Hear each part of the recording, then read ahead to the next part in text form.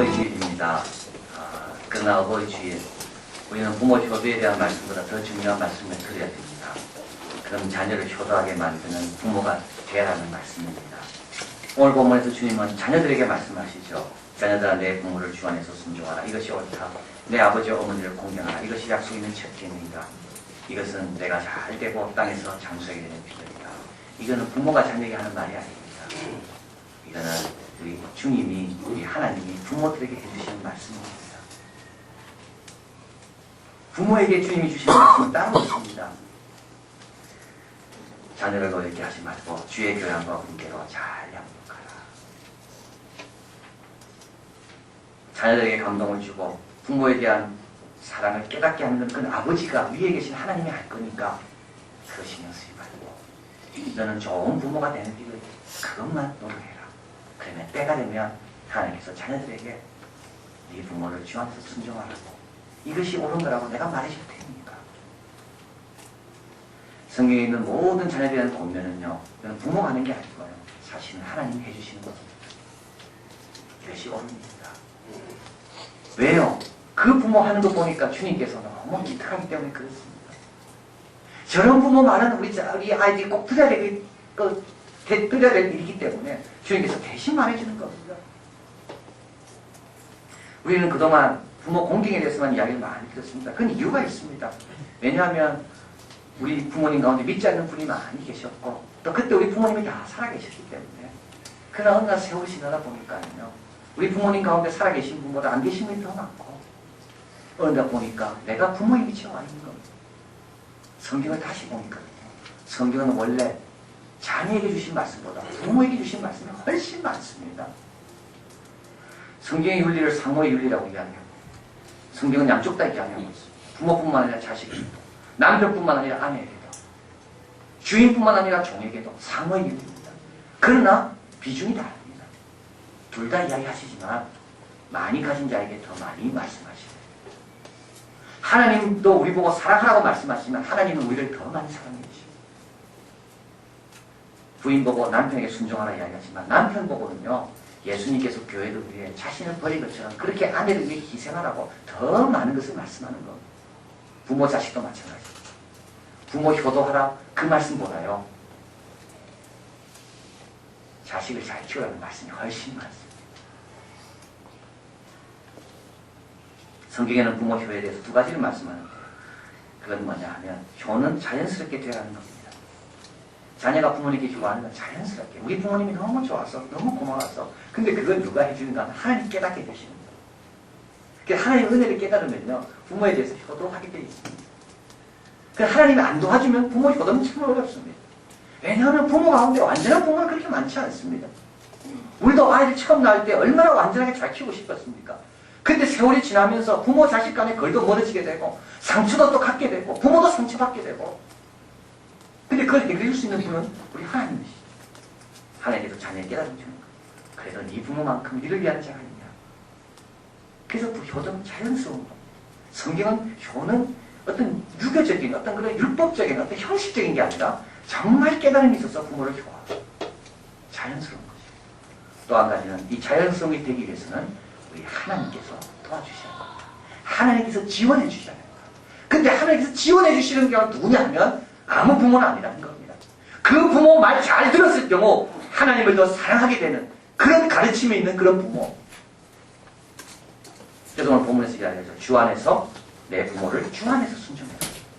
주님과 가까이 와시도록 도와주는 그런 부모일 경우 우리 주님께서 그 부모 말 잘 들으라고 이야기해 주는 겁니다. 자, 그래서 우리는 더 중요한 것이 있는데 부모 효보다도 더 중요한 건 내가 좋은 부모가 되는 것이고 내가 좋은 부모가 되는 길이 어디 있나요? 그건 하나님이 원하시는 대로 사는 길. 하나님의 인정받는 게 제일 중요합니다. 오늘 본문에서 두 가지 말합니다. 첫째 하나는 뭐냐 하면 자녀를 노엽게 하지 말라는 겁니다. 하나님 인정받고 싶습니까? 자녀를 노엽게 하지 마십시오. 자녀를 노엽게 하는 게 뭡니까? 맥스 앤더슨은 다음과 같이 말합니다. 자녀를 위해 모든 것을 대신해주고 자녀들의 독립심이나 자기 결정은 조금도 허용하지 않는 부모. 자녀들이 상처받습니다. 어디를 가고 무엇을 해야 할지 지나치게 제한을 두는 부모.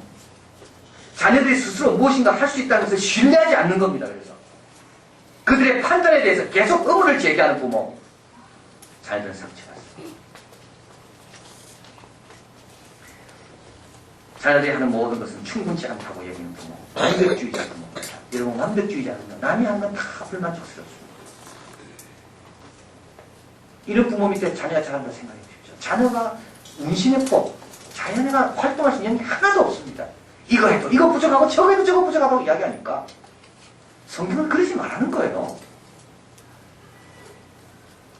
자기 자녀가 충분히 할 수 있음에도 불구하고 너무 적은 기대를 하는 것. 자녀의 꿈과 자녀의 생각과 자녀의 판단을 꺾는 것. 이것도 너무 중요합니다. 요즘 현대인들의 부모는 이렇습니다. 이 문제가 있는데 이게 뭐냐면 자녀들이 스스로 방해물이자 짐이라고 느끼게 만드는 부모. 이건 뭐냐면 자녀들을 위해 희생하는 걸 싫어하는 거. 자녀들을 위해 희생하는 것에 대해서 늘 자녀들에게 이야기합니다. 너 때문에 내가 이것도 못하고 너만 알았으면 내가 이것도 할 수 있는데, 그래서 자녀들은 생각합니다. 아, 나는 우리 부모에게 방해물이다, 짐이구나. 이러면 이건 자녀를 노력해 하죠. 하나님 원치 않습니다. 이런 부모를 가르쳐서 하나님이 이 부모를 공경하라, 이런 말을 하지 않는다는 거예요. 칭찬과 경계 사이에 균형을 잡지 못하는 부모, 징계 없이 칭찬만 하거나 칭찬 없이 징계만 하거나 둘 다 제대로 못하든지 균형 잡지 못하는 부모. 자녀들이 왜 언제 분노합니까? 자녀들은 큰 걸 바라지 않습니다. 사실은 우리 인격이 부족해서 그래요. 자녀들이 상처받는 거는요, 우리가 부족해서 그렇습니다. 그래서 어떻게 해야 됩니까? 길은 하나 있습니다. 날마다 성숙을 향해 나가는 길밖에 없습니다. 내 변화의 모습을, 내 몸부림치는 모습을 자녀에게 보여줄 수 있는 방법밖에 없습니다.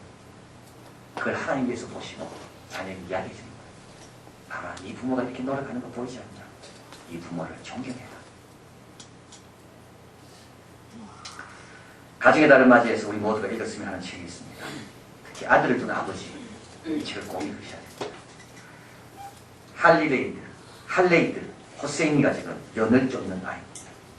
아프가니스탄 배경을 하고 있는 소설입니다. 아버지와 아들의 관계가 나옵니다. 바바와 아미르잔입니다. 이 바바는 너무 덩치도 크고 싸움도 잘하고 용맹하고 배짱도 큰, 하여튼 아프가니스탄에서 모든 사람이 존경하고 모든 사람이 따르고 싶어하는 통 큰 남자가 이 바바입니다.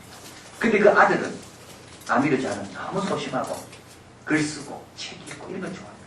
그러니까 아버지 마음에 안 드는 거죠. 아버지는 눈물 흘리는 걸 제일 싫어하는데 이 아이는 너무 열어가지고 자꾸 우는 겁니다. 그러니까 아버지가 이 아이를 부끄러워합니다. 이 아이도 그걸 압니다. 자, 자기가 글을 썼어요. 아버지에게 보여줬어. 아버지 그리는 게 귀찮아. 그래서 아이가 돌아서 나갈 때 안 들리는 줄 알고 아버지 아이에게 이야기하는 거예요. 이것도 글이라고 썼냐고. 아이가 그걸 듣습니다. 그런데 이 아이에게 종이 하나 있는데 핫산이라는 종입니다. 너무 충성스럽습니다. 그래서 아버지의 기쁨이 되기 위해서 연 날리기 대회에 나갔습니다. 근데 아프가니스탄 전통은 연을 날려가지고 줄을 끊기 시합을 해서 마지막 승리의 연이 그 끊긴 연을 찾아오면 그 찾아온 연을 집에 보관하는 게 최고의 영광입니다. 그래서 승리할 뿐만 아니라 내 연이 살아남을 뿐만 아니라 내가 마지막으로 꺾은 그 연을 주워와야 되는 것이, 그게 또 큰 그 과제 중에 하나입니다. 그래서 이 아미르잔은 자기 아버지의 기쁨이 되기 위해서 연 날리기 위해서 1등을 합니다. 그리고 이 하산이라는 종은 그 마지막 꺾은 그 연을 주워오기 위해서 막 달려갑니다. 그게 연을 쫓는 아이죠. 그래서 연을 주워왔어요. 주워오는 길에 이 세 명의 이 나쁜 애들을 만나가지고 이 종이 엄청난 그 치욕적인 그런 폭력과 아픔을 당합니다. 근데 그걸 보고도 이 아미르잔은 너무 무서워가지고 나서지 못한 거예요, 자기가. 그리고 못 본 채가 돌아온 거예요. 이게 계속 죄책감으로 남게 됩니다. 그리고 세월이 많이 지났습니다. 이 하산은 또 결혼해서 아들을 낳았는데 소렙인데 이 하산은 죽고 아들만 고아원에 있고, 그리고 이 아미르잔도 아버지 바바와 함께 이제 러시아 사람들이 아프가니스탄 침공에 들어오는 바람에 미국을 떠나게 됩니다. 미국에서 그 풍치 좋고 그 위험이 있던 그 아버지가 주유소에서 아르바이트를 해서 돈을 벌게 됩니다. 아버지는 폐병에 걸리게 되고요. 이제 죽는 이제 기간이 얼마 남지 않았습니다. 근데 이 아미르잔은 한 여학생은 여자를 사귀게 되고 아버지에게 마지막으로 틀렸건 떨리지만 부탁합니다. 아버지, 나를 위해 청 하나만 들어달라고. 내 사랑하는 여자 그 집에 가서 정식으로 청혼을 좀 해달라고. 그래서 이 아버지가 아들을 위해서 옷을 좋은 걸 갈아입고 양복 넥타이를 메고 기침은 하지만 그 아들의 청을 들어주기 위해서 그 여자 집으로 가서 청혼을 하고 결혼을 하고 아버지는 죽었습니다. 세월이 지난 거죠. 근데 아프가니스탄 전화가 온 거예요. 그 핫산, 자기가 비겁하게 못 본 척했던 그 핫산의 아들이 고아원에 있는데 그걸 좀 도와주라는 연락이 온 거예요. 그래서 빚을 갚기 위해서 아프가니스탄 들어가게 되고, 이 핫산은 성적 놀이기가 돼서 아이인데도 비인간적인 대우를 받고 있는 것을 발견하게 되고 싸워서 아이를 건져냅니다. 그러니까 자기 알고 보면 자기 이복 동생인 거예요. 그래서 아프가니스탄에서 미국으로 데려오려고 할 때 그것이 쉽지 않습니다. 그래서 고아원에 잠시 가 있어라 이 말을 했는데 이 소렙이라는 아이는 고아원의 추억이 너무 안 좋기 때문에 자기는 죽는 게 낫겠다. 그래서 자살을 기도합니다. 간신히 살려냈어요. 그러나 한 번 멀어진 관계는 회복되지 않는 거예요. 결국 나를 고아원에 넣으려고 이 사람이 나에게 선한 일을 했던가? 이 사람도 믿을 만한 사람인가? 미국에 데려와서 하지만 침묵으로 일관합니다. 말하지 않습니다. 아미르잔, 그 아저씨에게 한마디도 말하지 않습니다. 이 핫산의 아는 소리입니다. 근데 그 동네에서 연날리기가 시작된 거예요. 6개의 연이 날고 있는데 이 아미르잔은 옛날 습관 나서 자기도 연을 날리기 시작합니다. 그러다가 그 소렙이라는 아이에게 네가 한번 연을 날려봐라. 연주를 지습니다. 근데 연을 잘 날리는 거예요. 그래서 다 끊어버려요. 그리고 마지막 연을 끊고 연이 떨어지잖아요. 이때 이 아저씨가 그 연을 주스러 막 달려갑니다. 이를 지켜본 소렙이 약간 미소를 짓습니다. 약간 웃어주는 겁니다. 단지 미소에 불과한 거죠. 아무도 바뀐 건 하나도 없지요. 그러나 이 책의 마지막 부분에서 저자는 이렇게 말합니다. 나는 그럼에도 불구하고 그 미소를 양팔을 활짝 펴고 환영할 것이다. 봄이 오면 눈발이 하나씩 녹듯이 어쩌면 최초의 눈발이 녹는 것을 내가 목격한 것인지도 모르기 때문이다. 그리고 달려갑니다. 고함을 지르는 아이들의 무리와 함께 다 큰 어른이 달리고 있습니다. 그러나 그런 옆에 누가 있든지 신경 쓰지 않습니다. 미소만을 기억하면서 소렙에게 관계를 회복하는 그 열망만 가지고 그 연을 향해 뛰어가고 있습니다. 그리고 속으로 이렇게 외칩니다. 나는 너를 위해서 1000번이라도 그렇게 해주마. 여러분, 부모가 좀 자존심을 버려야 됩니다. 부모가 자기 체면 이런 거, 최신 뭐 이런 거 다 좀 내려놔야 됩니다. 그래야지요, 애들이 감동받습니다. 그래야지 하나님께서 이야기해 주는 거죠. 부모가 희생하는 좀 봐라. 이 부모를 주 안에서 숨기면 이것이 옳다. 자, 그래서 우리도 노력해야 됩니다. 여러분, 자녀를 노엽게 한 적이 있습니까? 너무 엄격하게 또는 너무 또 관대하게 그래서 자녀를 엉망으로 만드는 것이 지금부터 노력하면 됩니다. 자녀를 노엽게 하지 마라. 그리고 두 번째 또 하나님께서 우리에게 말씀하는 게 있습니다. 직접 참여하는 겁니다. 우리 4절 같이 한번 읽을까요? 또 아비들아 너희 자녀를 노엽게 하지 말고 오직 주의 교양과 훈계로 양육하라. 누가 양육하라고요? 아버지가요. 어머니가요. 부모가 양육하는 겁니다. 이 자녀를 양육하는 것을 남에게 맡기지 말라는 겁니다. 좋은 학교 갔다고 안심하지 말라는 겁니다. 교회 학교 오니까 너무 선생님이 훌륭하세요. 그렇다고 다 맡기지 말라는 겁니다. 교회에서 할 일이 있고 학교에서 할 일이 있고 가정에서 할 일이 있습니다. 가정보다 먼저인 것이 뭐가 있습니까? 애가 태어나서 제일 먼저 경험하는 건 가정입니다. 애가 태어나면서 그 아이에게 감당해야 될 그 모든 것들을 지어진 짐은 바로 태어나는 순간 부모에게 가장 먼저 지어진 겁니다. 근데 우리는 이렇게 착각합니다. 좋은 학교 만나면 아이 해결해 주겠지. 좋은 선생님만 있었으면 너무 좋겠다. 그건 아닙니다. 그건 잘못 찾은 겁니다. 내 부모처럼 아이를 생각하는 선생님이 있습니까? 없습니다. 내 아이에 대해서 제일 그래도 희생하고 제일 잘 아는 사람은 세상에 부모밖에 없습니다. 주님께서 오늘 분명히 말씀합니다. 아비들아, 네 자녀를 노엽게 하지 말고 오직 주의 교양과 훈계로 네가 가르쳐라. 자녀를 지도하는 방법은 4가지가 있습니다. 첫째, 공식적으로 가르치는 거죠. 데려놓고 가르치는 거, 앉혀놓고 가르치는 거. 또 한 가지 비공식적인 가르치는 겁니다. 정해진 형식이나 시간 외에 본을 보이면서 식사를 하면서 대화하면서 가르치는 겁니다. 이것도 해야 되는 겁니다. 우리가. 또 환경적인 가르침이 있습니다. 집안 분위기를 바꾸는 거예요. 아이들이 주님께 갈 수 있도록 그런 분위기를 집안을 만드는 거예요. 응접실 가장 중앙에 성경책을 갖다 놓는 겁니다. 교회에서 받은 상장들 이런 거 있다면 좋은 액자에 넣어서 보관해 주는 겁니다. 책들도 아이들이 유익한 책들을 꽂아놓고 차를 타고 가더라도 설교 테이프를 듣든지 찬양을 듣든지 방송을 들어도 기독교 방송을 듣든지 유익한 교양 방송을 듣든지 이런 부모를 향해서 주님은 자녀에게 말하는 겁니다. 이 부모를 보지 말라고. 마지막에 하나 더 해야 될 또 가르침이 있습니다. 공식적인 가르침, 비공식적인 가르침, 환경적인 가르침 또 한 가지가 있습니다. 이건 원거리 가르침입니다. 이건 뭐냐면 요즘 아이들은 해외로 많이 가잖아요. 직장으로도 뭐 흩어지기도 하고 또 지방에 있는 학교 다니기도 하고 그러면 부모 할 일이 없습니까? 아닙니다. 제가 우리 집 큰애가 부산 지구촌고등학교를 입학해서 다니고 있습니다. 그 학교는 참으로 좋은 학교입니다. 선생님들 기도를 얼마나 많이 하는지. 그 기숙사 우리 사감 세시는 그 대리모가 얼마나 좋은지. 그래서 제가 이제 됐다. 걔 신경 안 써도 되겠구나. 감사하다. 그런데 그게 아니더라고요. 그게 아니더라고요. 하나님은 떨어져 있어도 부모로서 내가 해야 될 십자가는 그대로 치라고 말씀하시더라고요. 이게 원거리 교육이지. 두 가지죠. 하나는 더 열심히 기도하는 거. 그 아이가 내 품을 떠났다고 나는 이제 여유가 있어 좋다고 쉬는 그게 아닙니다. 그 여유를 그 아이를 위한 기도의 시간으로 더 채우는 겁니다. 또 하나는 그 아이 말고 하나님 맡겨주신 또 다른 영혼을 위해서 열심히 섬기는 겁니다. 더 교회를 열심히 하는 겁니다.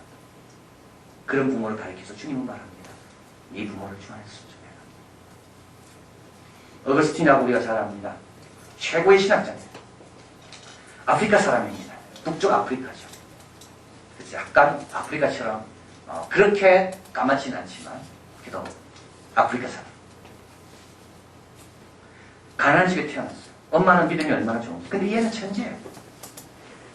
근데 호기심이 얼마나 많고 활동적이에요. 그러니까 부모가 감당이 안 됩니다. 그런 아이가 있습니다. 부모가 감당해. 부모보다 더 똑똑해. 부모보다 더 빨리 캐치해. 이런 아이들이 있습니다. 또 호기심이 얼마나 많은지. 온갖 죄는 다 저지릅니다. 그러나 웅변대회 가고 뭐 수사학교에 가고 무조건 1등이에요. 그게 가르타고에서 1등이에요. 나중에 로마로 가고 로마에서 밀라노로 가고. 엄마 모니카입니다. 엄마 모니카는 이 아이를 논리적으로 대할 수가 없습니다. 기독교에서 설명하면 이 아이는 기독교가 틀린 거에 대해 더 많이 이야기하니까 틀렸다고 생각하는 거죠. 이단에 빠지게 됩니다. 그러나 엄마는 열심히 기도합니다. 자기 청정기를 이렇게 소개합니다. 속이 학이라는 것, 종교라는 이름의 허울로 숨어서 갖가지 욕정에 쏟고 속이며 홀리고 홀리면서 나는 살았습니다. 극장의 박수같이 신문의 백일장, 무대의 경연, 절제 없는 탐욕 이를 치달으면서 나는 살았습니다. 그런데 하나님께서 내 영혼을 만지기 시작했는데 이거는 하나님께 충성된 내 어머니가 초상단집 어미들이 우는 것보다 더 애절하게 우리 하나님 앞에 울었기 때문에 여러분 자식을 얼마나 울었습니까? 그리고 나서 변화될 것을 기대합니까? 우지도 않고 변화될 걸 기도합니까? 어거스틴의 유명한 말. 하나님은 우리 하나하나를 오직 한 사람뿐인 양 사랑하시고 우리 모두를 또 한 사람처럼 사랑하시고 이 고백을 어디서 하는가 하면 자기 엄마의 눈물에 대해서 고백하며 이 고백을 하고 있습니다. 어머니가 꿈을 꿨습니다. 어거스틴의 이야기합니다. 어거스틴이 19세부터 28세까지입니다. 이때 고백록에 나옵니다. 어거스틴, 내가 늘 꿈을 꿨는데 네가 정말 위대한 분과 함께 있더구나. 어거스틴 뭐라는 줄 아닙니까? 엄마 그런 기대 아예 하지 마라. 내가 그런 위대한 분 곁에 나는 머물 생각도 없고 그 옆에 가지도 않을 거다. 엄마가 이야기합니다. 야, 니 진짜 잘못 알았다. 네가 그 옆에 가는 게 아니라 그분이 네 옆에 와 있다는 거다. 이렇게 눈물로 기도하기를 몇 년 했겠을까요? 9년입니다. 9년. 이런 약속을 보고 나서 이런 꿈을 꾸고 나서 몇 년 뒤에 변했는가? 9년 뒤에 변한 겁니다.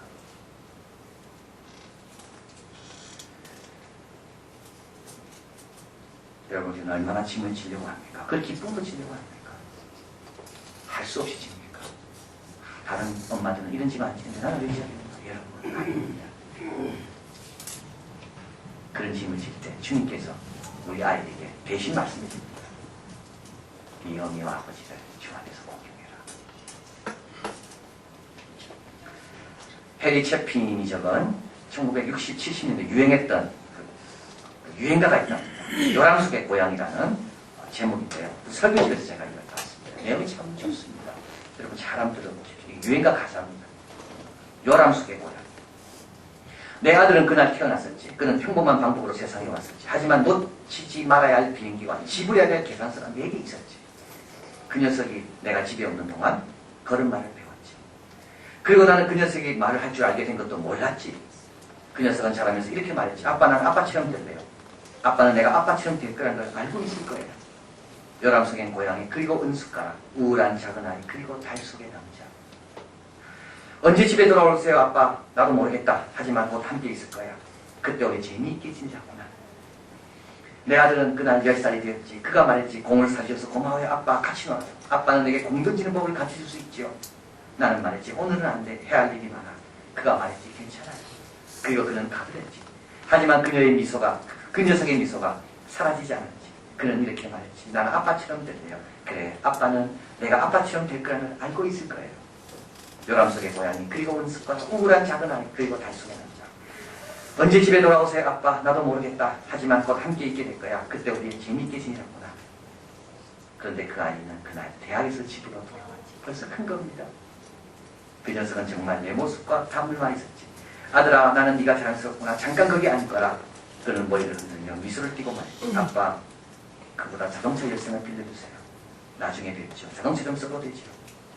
요람 속엔 고양이, 그리고 은숟가락, 우울한 작은 아이, 그리고 달 속의 남자. 언제 집에 돌아올 거니, 아들아? 나도 모르겠어요. 하지만 곧 함께 있게 되겠죠. 그때 우리 재미있게 지내. 나는 그날 그에게 전화를 걸었지. 나는 말했지. 네가 괜찮다면 한번 만나고 싶구나. 그가 말했지. 저도 시간만 있으면 그렇게 하고 싶어요. 아시다시피 새 직장에 정신이 없고 아이들은 감기에 걸렸고, 하지만 그렇게 말하시는 건 정말 좋아요. 전화를 끊고 나서 나는 생각했지. 그 녀석 정말 나를 닮았구나. 요람 속엔 고양이, 그리고 은숟가락, 우울한 작은 아이, 그리고 달 속의 남자. 언제 집에 돌아올 거니, 아들아? 나도 모르겠어요. 하지만 곧 함께 있게 될 것이에요. 아빠, 그때 우리 재미있게 지내요. 자녀를 노엽게 하지 말라고 말합니다. 주의 교양과 훈계로 양육하라고 말씀합니다. 한 유명한 목사님은 교회를 다 끝내고 집으로 퇴근해 갈 때 늘 이렇게 생각했답니다. 이제부터 진짜 중요한 일이 시작됩니다.